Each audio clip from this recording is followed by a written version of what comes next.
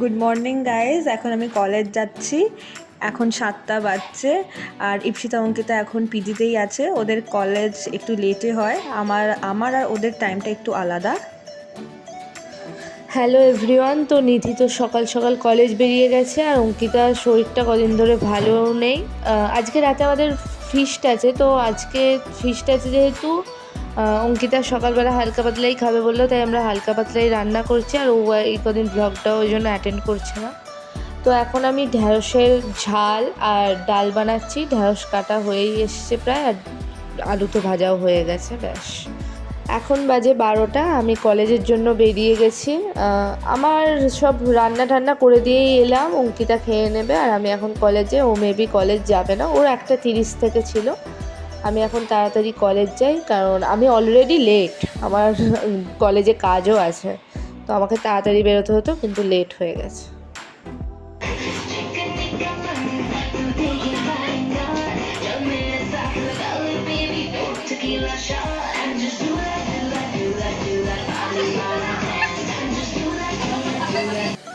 এখানে অলরেডি রান্না স্টার্ট হয়ে গেছে। এখানে পেঁয়াজ না, বেরেস্তা ভাজা হচ্ছে। আজকে আমরা বিরিয়ানি ফিস্ট করছি, আর পুরো আমরা হেল্প করেছি, জাস্ট টুকটাক। পুরো রান্নাটা করেছে অঙ্কিতা দি।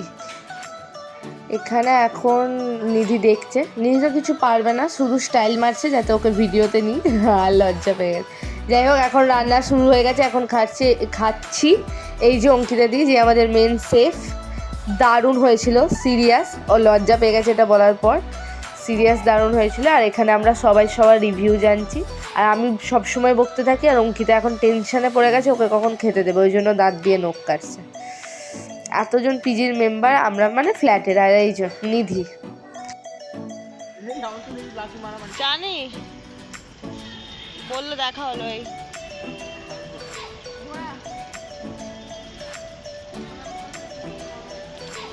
জিৎ আমাকে প্রণাম করবে, কিন্তু তুই একদম নিচে।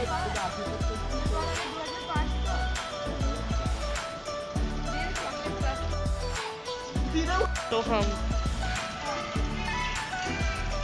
আর কোনো বাজে কথা বলিস তুই? ব্লগ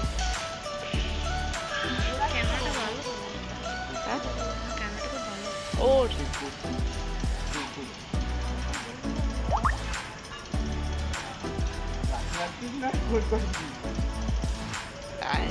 এই যে বাজতে পারে রে।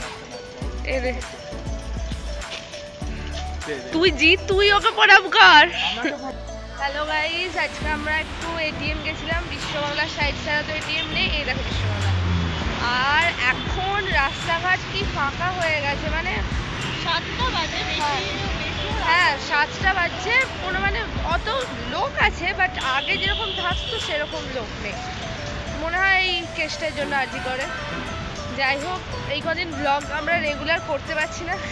মানে রোজকার পিজি লাইফ একই জিনিসই তো দেখাবো, তোমরা কী বা দেখবে। আর রোজ তো আমরা ঘুরতেও বেরোই না যে তোমরা নতুন কন্টেন্ট দেখবে বা কিছু। তো এই কারণে ব্লগটা করাও হচ্ছে না। তো আজকে একটু বেরিয়েছিলাম, ওই জন্য ভাবলাম ব্লগটা করে দিই। এখন অ্যাকচুয়ালি আমি তো এখন প্রপার ব্লগার হয়ে যায়নি। তো রাস্তায় কেউ এই দেখো একজন যাচ্ছে, রাস্তায় কাউকে দেখলে এখনো লজ্জা লাগে, ওই জন্য এরকম ফিল হচ্ছে। আর একজন আসছে, তো টাটা এখন। তোমরা তো দেখতেই পেলে রাখির ব্লগটায় অঙ্কিতা নেই। অঙ্কিতা বাড়ি চলে গেছে, ওর শরীর খারাপ ছিল বলে। তো আজকে আমি আর নিধি একা আছি, তো আমরা বোর হচ্ছিলাম কলেজ থেকে। এখন আজকে অনেক দেরিতে আমাকে কলেজ থেকে ছেড়েছে, তো কি করব এসে বোর হচ্ছি। ওই জন্য নিধি বললো কিছু বানাই। তো আমি বললাম যে একবারে ডিনারটাই বানিয়ে নিই, আবার সন্ধ্যেতে আলাদা করে খাবো কেন। তো আমরা ভাবলাম আজকে নিজে হাতে রুটি আর তড়কা বানাই। মা আমাকে ওই বেলন চাকি দিয়েছিল, কিন্তু খুব ছোট, মানে আমি ওটা নিয়ে ছোটোবেলায় খেলতাম, ওটাই মাকে পাঠাতে বলেছিলাম, মা ওটা পাঠিয়েছে আমাকে। যাই হোক, ওটা দিয়ে এখন আমরা রুটি টুটি বেলে মেখে রেডি করে নিয়েছি। এখন বেলার কাজ চলছে। এটা কিন্তু নিধি বেলছে, হ্যাঁ। নিধি ফার্স্ট টাইম। আমি তাও আগে বেলেছি মায়ের কাছে শিখেছি, বাট নিধি ফার্স্ট টাইম। কিন্তু পুরোপুরি গোল, আর খুব ভালো রুটি ফুলেছিল ওর। মিথ্যে কথা বলবো না। যাই হোক, এখন রুটিটা সেঁকছি, আর দেখো কত ভালো ফুলছে। আমি খুশি হয়ে গেছিলাম এত ভালো ফুলছে। এখন আমরা করছি তরকার প্রিপারেশান। আজকে রুটি আর তরকাটাই তো আমরা করব ভেবেছি, তো এখন করছি তরকার প্রিপারেশন। আর এখন আলুগুলো ভাজা হয়ে গেছে, পেঁয়াজটা ভেজে নেবো, এরপর তরকাটাও করে নিই। দেখতে থাকো আমাদের ব্লগ। এখন ডিমটাও ভেজে নিয়েছি, এবার ডিমটা হালকা করে উপর দিয়ে ছড়িয়ে দেবো, ক্লাসি দেখতে লাগবে। কিন্তু তরকা আর রুটি মাস্ট হয়েছিল আজকে, আমরা দুজন পুরো হিট বানিয়ে ফেলেছি সব।